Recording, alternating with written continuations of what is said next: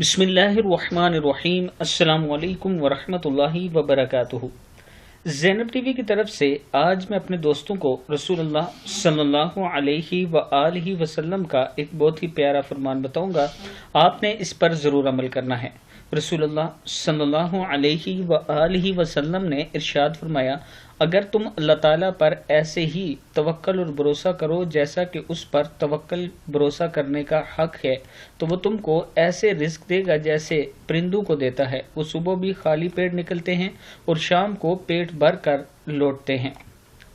फिर सुन लें, अगर तुम अल्लाह ताला पर ऐसे ही तवक्कल और भरोसा करो जैसे कि उस पर तवक्कल भरोसा करने का हक है, तो वो तुमको ऐसे रिस्क देगा जैसे परिंदों को देता है। वो सुबह में खाली पेट निकलते हैं और शाम को पेट भर कर लौटते हैं।